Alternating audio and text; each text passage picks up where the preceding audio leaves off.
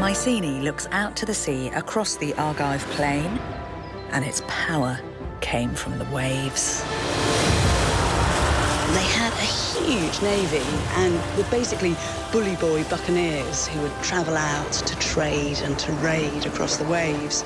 So we find their influence in Cyprus and Palestine and Egypt and even as far afield as Croatia and Italy.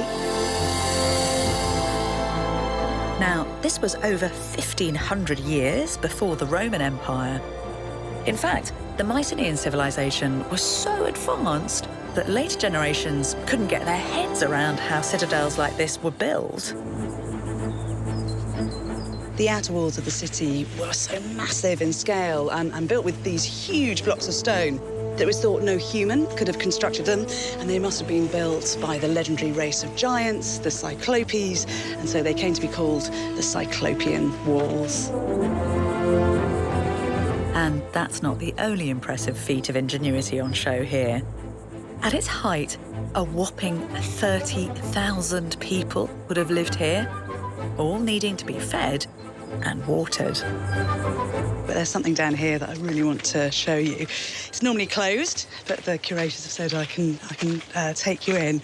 It's a brilliant bit of engineering, but it's a bit of engineering with a secret.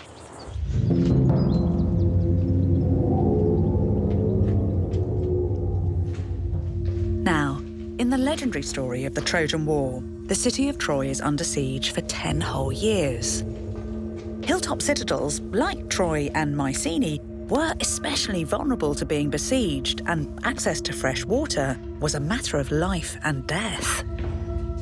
I'm not a fan of dark underground spaces, but it is worth coming down here because the thing with Mycenae is it didn't have a water supply, so they had to bring fresh water in somehow from the hills beyond.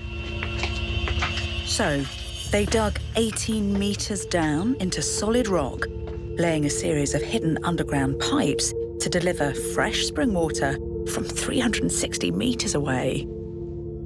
It doesn't look so fresh now, but in its time, it was a lifesaver. It's this engineering know-how that enabled great Mycenaean cities to thrive.